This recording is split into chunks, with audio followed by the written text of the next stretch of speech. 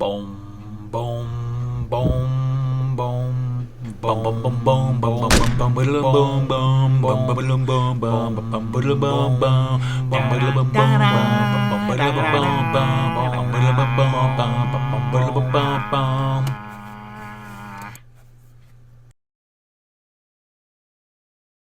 It's been such a long time in the making that I figured I have to get dressed up to cover the Bond timeline.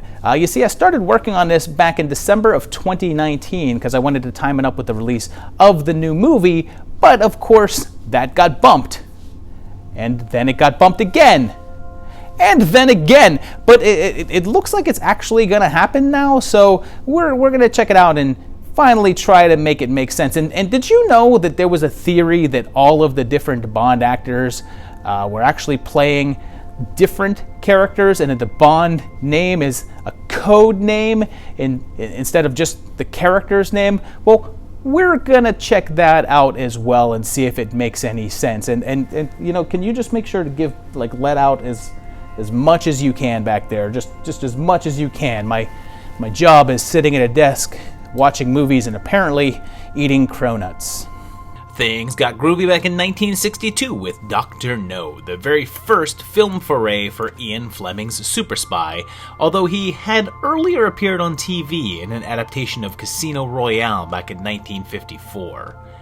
We get our trademark gun barrel intro and psychedelic credit sequence, and kick off in Jamaica with Agents John Strangways and Mary Trueblood killed by assassins, so James Bond is killed in, and we're first introduced to him, where else, playing cards in a tuxedo looking like Zardoz.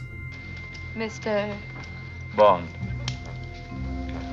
James Bond. He goes to work and meets Moneypenny, and they're awfully close, and then gets his agenda from his boss, M, and is given his Walther PPK for the first time. And if you don't know the name of that gun from these movies, you know it from playing too much GoldenEye.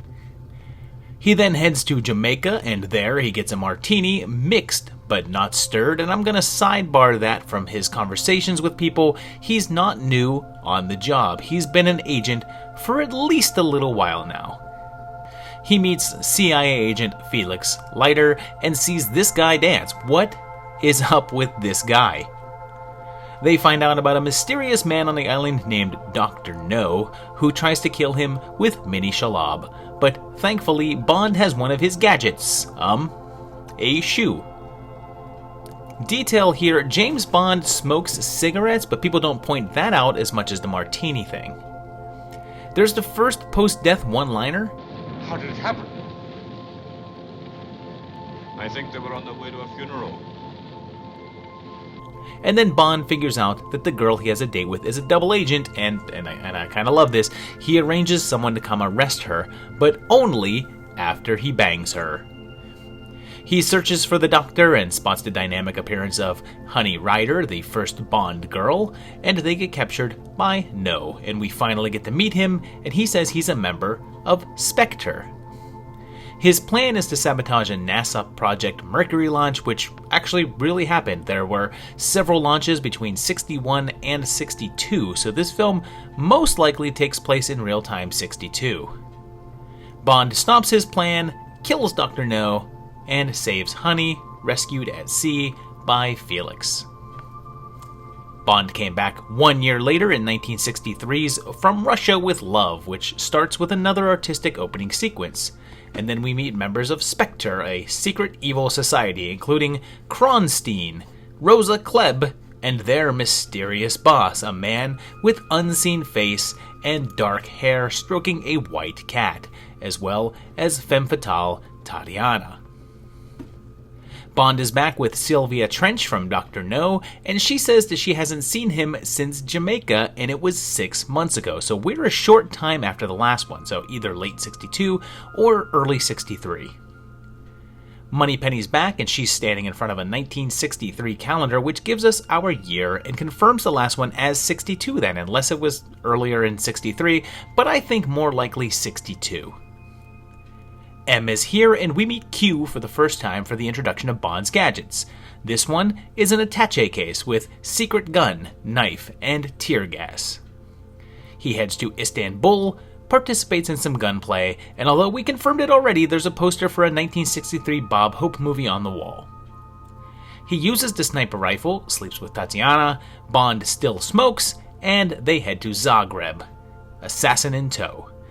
Grant has Bond dead to rights, but instead tells him his plan, so Bond gets the drop on him with the tear gas and kills him. He kills a helicopter. I'd say one of the aircraft is missing. Oh, come on, James. Are you even trying with that one? Kronstein is executed. Bond sets, everything on fire with one flare shot, and a final showdown with Klebb shows which side Tatiana is really on, and this is one dramatic death scene.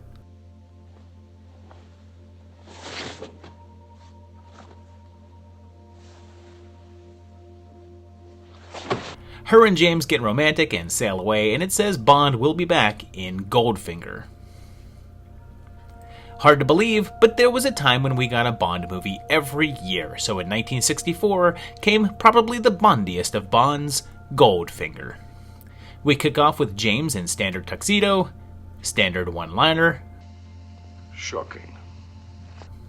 and now standard opening sequence.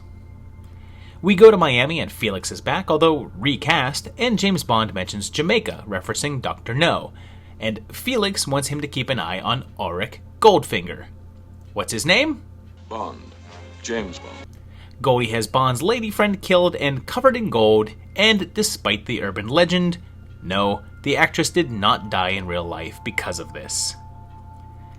M is back and mentions 008, making the first time another numbered agent is mentioned.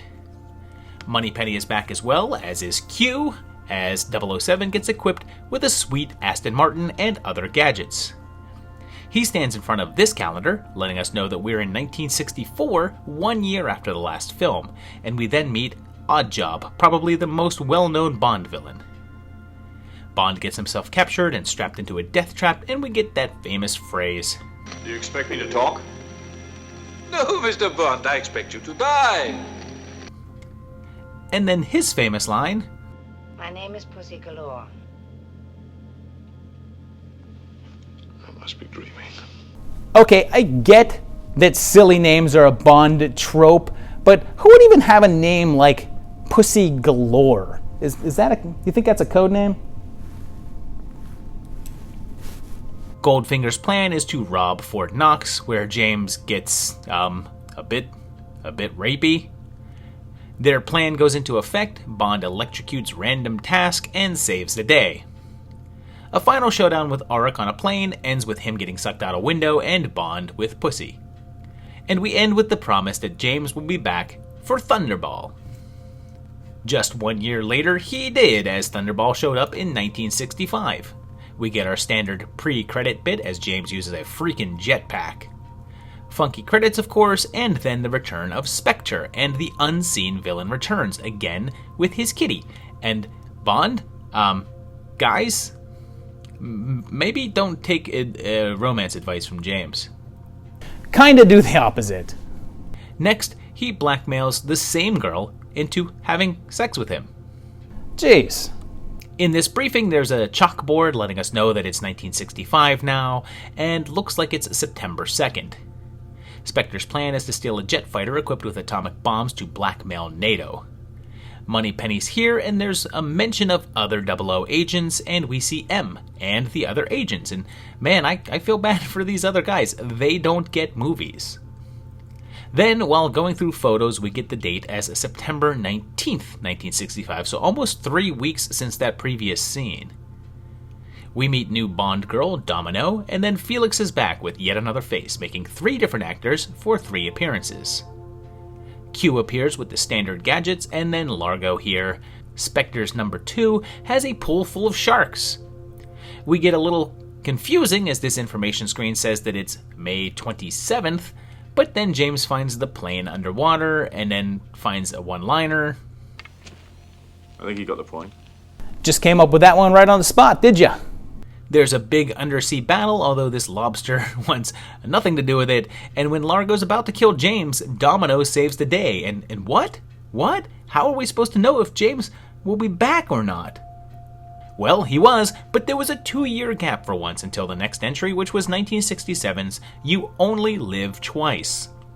This one starts with some space intrigue, and then James is shot and killed. The opening is Asian-inspired, and note that this one is written by Roald Dahl, and something tells me that Bond is going to be hitting on Veruca Salt or something. This newspaper lets us know that it's July of 1966, so we're only 1 year after the last film, and out of real time for the first time in the series. Of course, Bond's not dead, and MP's here, as is M, and we're in Japan as Bond goes undercover. Q pops in with a little helicopter, and we see our first supervillain volcano hideout, and our villain turns out to be the unseen head of Spectre, although his voice sounds different now. And here's where this one goes off the rails. They turn Bond Japanese. They do this by putting appliances on his eyelids and changing his toupee. Check this out. This is supposed to be his disguise. I mean, doesn't he look Japanese? Who thought that this was a good idea? James infiltrates the volcano, and we finally get a look at our bad guy, and it's Loomis. No, it's Ernst Blofeld, bald, scarred, kitty-stroking maniac who looks more like he was in a room with a burning Michael Myers than Loomis himself did in Halloween 4. The final showdown commences with lots of chaos, the one-liner, Bon appetit. Blofeld escapes, and whoa, those are some effects right there. And we're promised that Bond will be back for On Her Majesty's Secret Service. He took another 2-year gap until they made good on their promise, and On Her Majesty's Secret Service took a bit of a turn for the series. M, Q, and Moneypenny are all back, but when we see 007, he's, well, different. So it's a new actor, but is it a new character? He calls himself James Bond, but is that as much of a code name as 007? Did the man we've already known as Bond retire or die, and this is a new agent stepping into the role, as much as it is a different actor? We're gonna find out. This never happened to the other fella. Well, I mean, that would seem to indicate that it is a different guy, right? Or is it just an inside joke? He does look at the camera when he says it. The intro sequence is still here, though, and we get our Bond Avengers crossover when he meets Emma Peel, and later throws a knife at a calendar for September 1969. And Draco here says it's the 13th, though, so this one has a set date, and we're 3 years after the last film.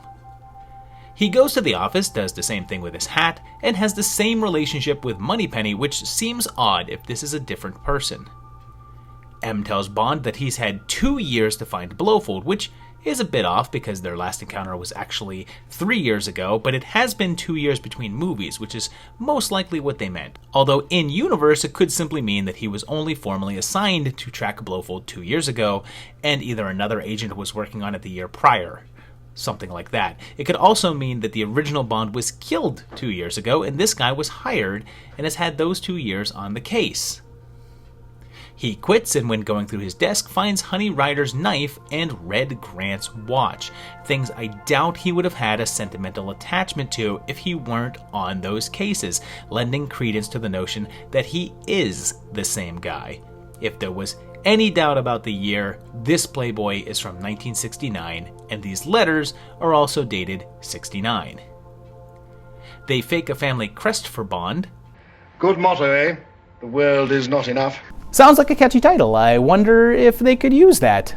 And uh-oh, Blofeld is back, but again, sounds different.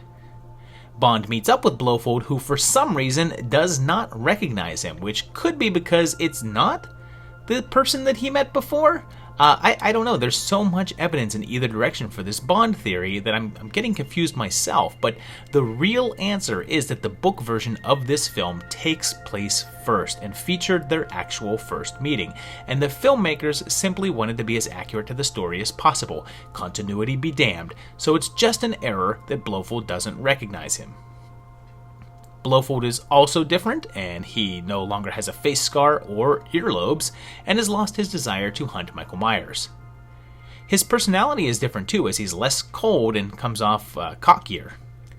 It's suddenly Christmas, so a few months have passed over the course of the film, and James falls in love with Tracy and proposes to her. There's lots of skiing and...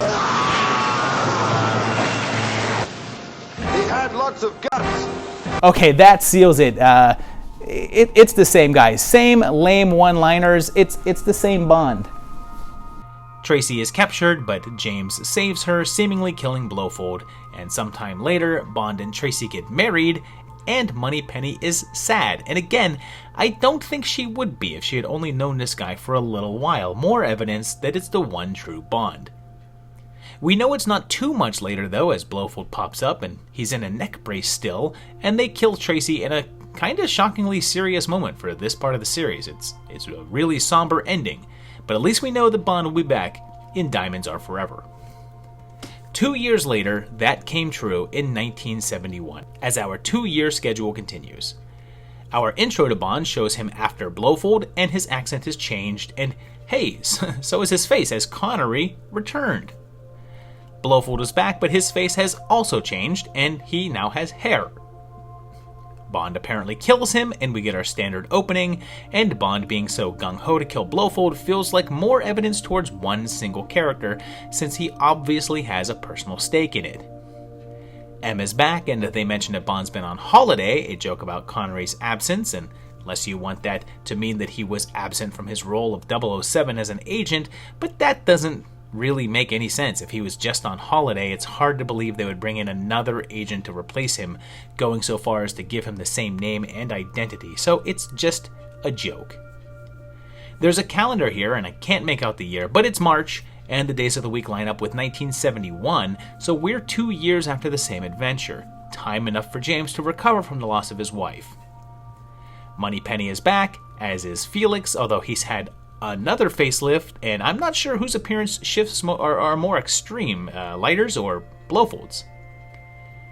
The late Sid Haig puts in an appearance, and Bond's cracking down on a diamond ring and heads to Vegas and meets... Hi, I'm Plenty. But of course you are. Plenty O'Toole. Which doesn't actually sound that out of place in Vegas. He finds out that Blofeld is behind it all, with lookalikes. His personality has shifted again, making it seem more likely that the character of Blofeld is more of a name instead of just one person than Bond himself. James doesn't seem extremely upset at the man who killed his wife, and there's no mention of his wife at all, which causes people to believe that this is either a different Bond, the original back in the game since his replacement retired when Tracy was killed, or the possibility that this one actually takes place before on Her Majesty's Secret Service, so that idea really doesn't make sense, and if you have a view of Blofeld as the ultimate intimidating Bond villain, kinda like Donald Pleasance played him, here's the character in drag. And then things get extreme with outer space laser beams. There's a big final fight on an oil rig with Bond crashing Blofeld's sub into things, and there's explosions, but we never see him being killed, so it's assumed that he escapes, and this is technically the last that we see of the character as far as copyright laws say. And, you know, this movie didn't really have any one-liners.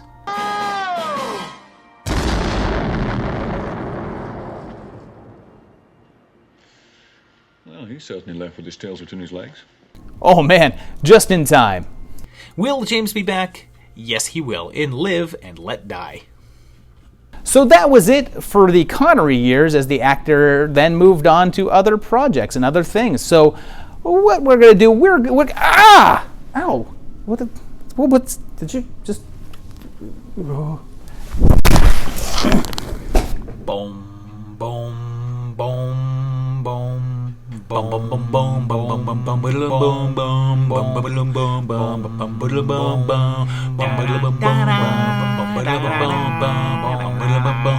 boom,